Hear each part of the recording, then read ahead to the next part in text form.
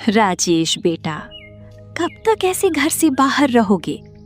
पहले तुम सूरज ढलने से पहले घर लौट आते थे, अब आधी रात को लड़खड़ाते हुए आते हो। अरे माँ, आदमी अगर 2 पल दोस्तों के साथ हंस बोल ले तो क्या गलत है? गलत हंसी नहीं होती बेटा, गलत रास्ता होता है।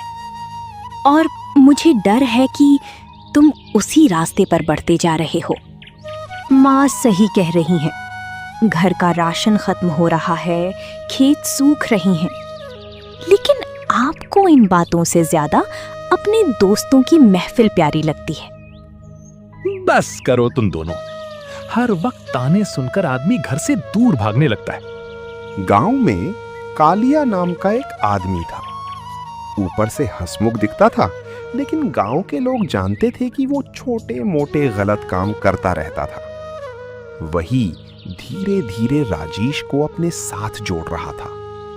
राजेश, कब तक खेतों में मिट्टी खोदता रहेगा? इतनी मेहनत करके भी क्या मिला? तो क्या करूं? दिमाग लगा, दुनिया मेहनत से नहीं चालाकी से चलती है। मुझे गलत काम पसंद नहीं। गलत और सही गरीब आदमी के लिए नहीं होते दोस्त, उसके लिए सिर्फ पेट होता है। उस रात राजेश फिर देर से घर लौटा। गंगा देवी खांसते खांसते सो चुकी थी। सीता चूल्हे के पास बैठी उसका इंतजार कर रही थी। आज फिर शराब पी कर आए हो? तुम्हें क्या? मुझे फर्क पड़ता है राजेश, क्योंकि ये घर मेरा भी है। मुझे डर लगता है एक दिन ये गलत रास्ता तुम्हें कहीं का नहीं छोड़ेगा। बस बहुत हुआ। राजेश गुस्से में बाहर चला गया, लेकिन जाते जाते उसने देखा उसकी बूढ़ी माँ नींद में भी उसका नाम बड़बड़ा रही थी। उस रात पहली बार उसके मन में हल्की बेचैनी हुई।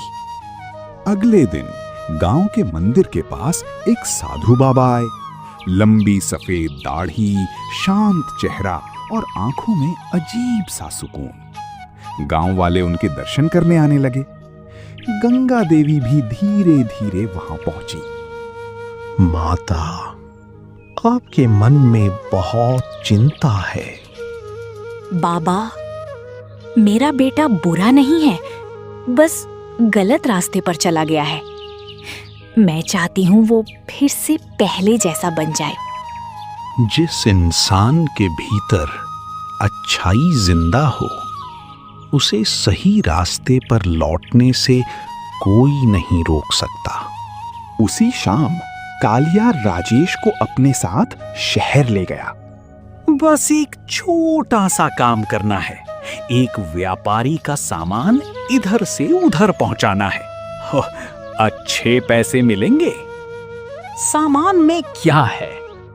इतने सवाल मत पूछ। गरीब आदमी ज्यादा सोचने लगे ना तो भूखा मर जाता है। राजेश मन मारकर उसके साथ चला गया, लेकिन रास्ते में उसने देखा बोरियों में चोरी का सामान भरा हुआ था। ये सब चोरी का है? अब पीछे मत हटना। उधर घर पर गंगा देवी बेचैन बैठी थी। सीता, मेरा मन बहुत घबरा रहा है। मुझे भी डर लग रहा है माँ। तभी देर रात राजेश घर लौटा। उसके चेहरे पर डर साफ दिखाई दे रहा था। क्या हुआ बेटा? माँ, मैं बहुत बड़ी गलती करने जा रहा था। गलती करने वाला इंसान बुरा नहीं होता बेटा, गलती मानने वाला इंसान बड़ा होता है। अगली सुबह राजेश अकेला मंदिर पहुंचा। साधु बाबा वहीं बैठे थे। बाबा, क्या एक गलत रास्ते पर चला आदमी फिर से अच्छा बन सकता है?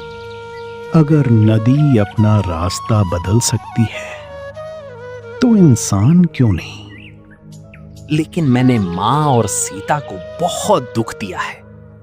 पछतावा तभी काम आता है बेटा, जब उसके बाद इंसान खुद को बदल ले। उस दिन के बाद राजेश ने कालिया का साथ छोड़ दिया। उसने फिर से खेतों में मेहनत शुरू कर दी। सुबह जल्दी उठता, माँ की दवा लाता और सीता के साथ खेत संभालता। धीरे धीरे घर में फिर से खुशियां लौटने लगी।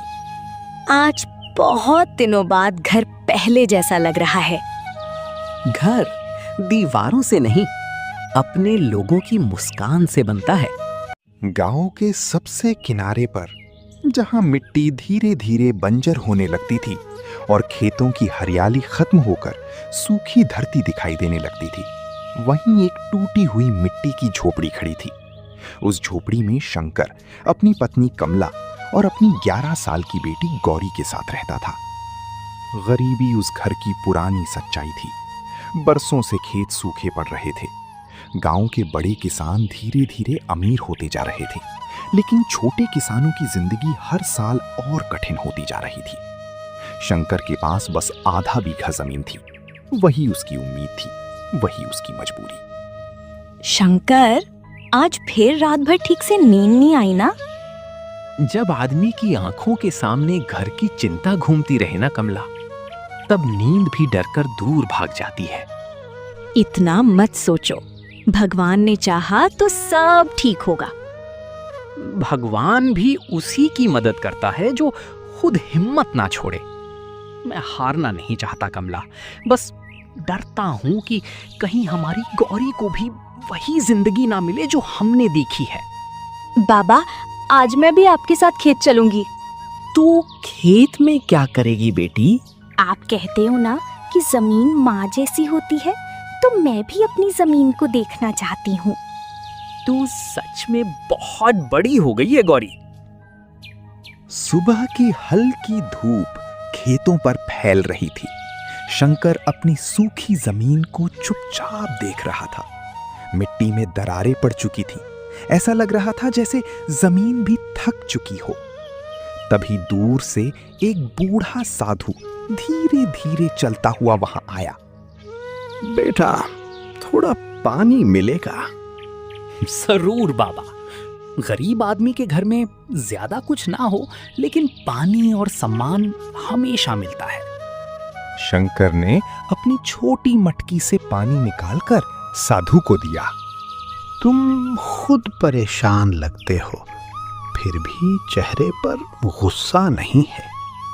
गरीबी इंसान को कमजोर जरूर करती है बाबा, लेकिन अगर आदमी का दिल छोटा हो जाए ना, तब असली हार होती है।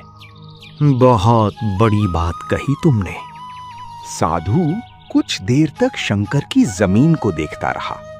फिर उसने अपनी झोली से लाल रंग का छोटा सा बीज निकाला।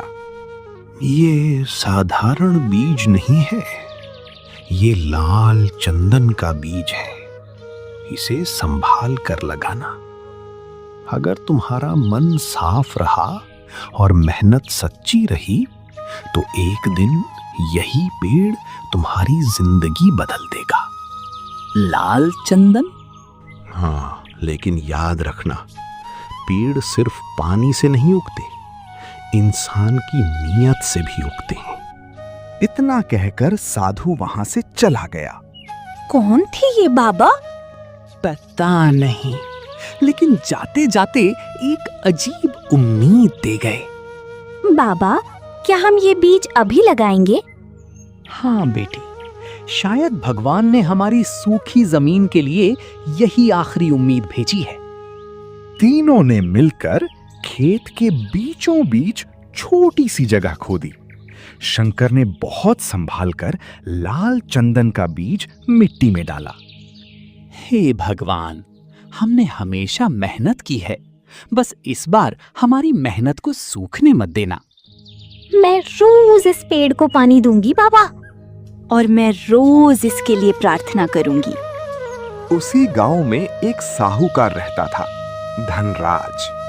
गांव के आधे गरीब लोग उसके कर्ज में दबे थे। वो गरीबों की मजबूरी देखकर मुस्कुराता था। एक दिन उसकी नजर शंकर के खेत पर पड़ी। अरे शंकर, इस सूखी जमीन में अब क्या उगाने की कोशिश कर रहा है? उम्मीद बो रहा हूं साहूकार जी। गरीब आदमी की उम्मीद भी उसकी जेब जैसी खाली होती है। खाली जेब आदमी को छोटा नहीं बनाती साहूकार जी, खाली दिल बनाता है। धनराज के चेहरे पर हल्की जलन दिखाई दी। देखता हूँ ये छोटा सा बीज तेरी जिंदगी कैसे बदलता है। दिन बीतते गए, गर्मी बढ़ती जा रही थी। गांव के कई खेत सूखने लगे थे, लेकिन शंकर हर सुबह उठकर उस छोटे से बीज वाली जगह पर पानी डालता। कई लोग उसका मजाक उड़ाने लगे। अरे शंकर पागल हो गया है, सूखी जमीन में लाल चंदन उगाएगा। गरीबी आदमी को सपने ज्यादा दिखाने लगती है। लेकिन शंकर ने किसी की बात का जवाब नहीं दिया। लोगों की बातें सुनकर बुरा नहीं लगता।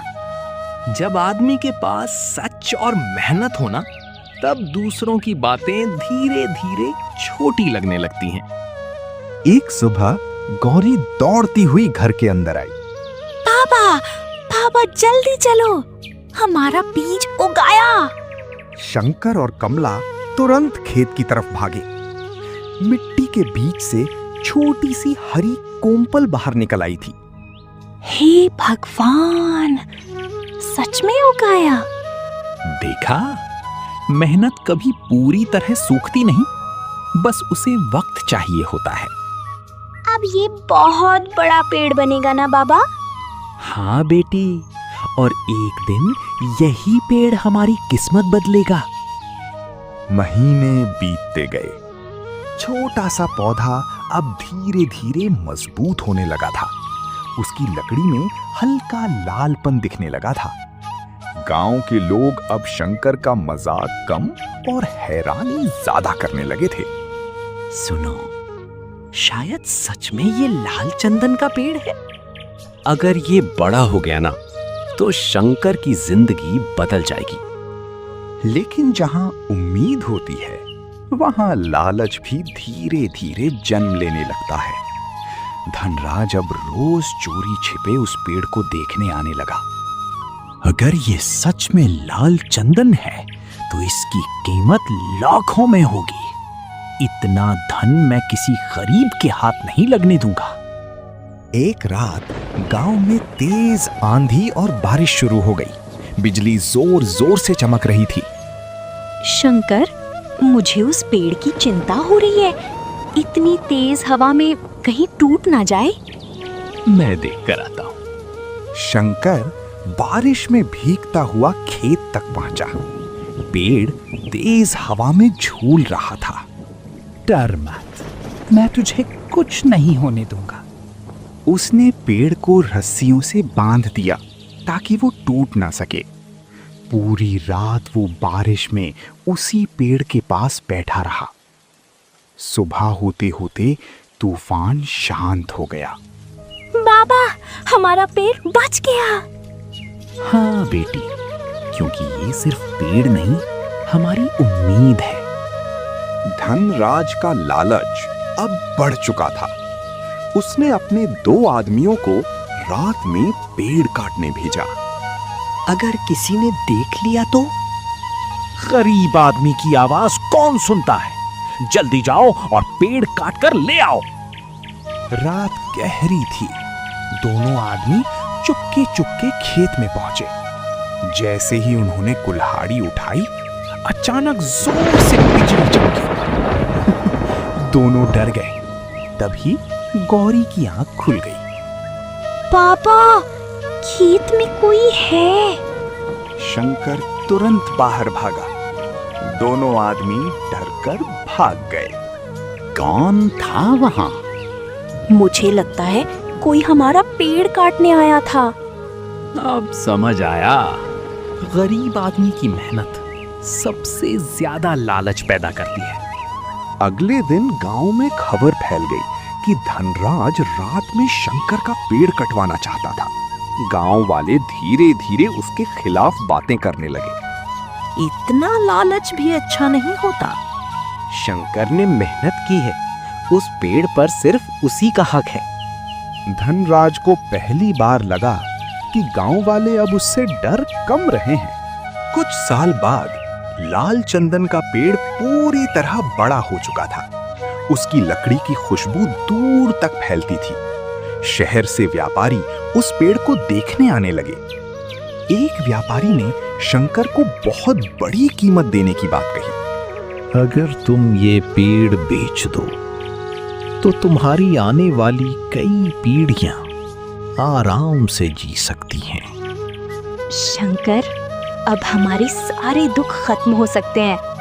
लेकिन बाबा, आप हमेशा कहते थे कि पेड़ सिर्फ पैसा नहीं देता, जिंदगी देता है। शंकर काफी देर तक चुप रहा। ये पेड़ सिर्फ हमारी गरीबी खत्म करने के लिए नहीं उगा था, इसने हमें मेहनत, धैर्य और उम्मीद सिखाई है। मैं इसे पूरा नहीं कटवाऊंगा। क्या मतलब?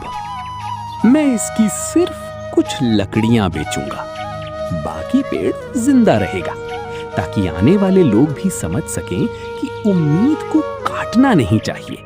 बाबा, अगर उस दिन वो साधु आपको ये बीज ना देता तो शायद मैं फिर भी मेहनत करता बेटी, क्योंकि असली जादू बीज में नहीं था, इंसान की उम्मीद में था।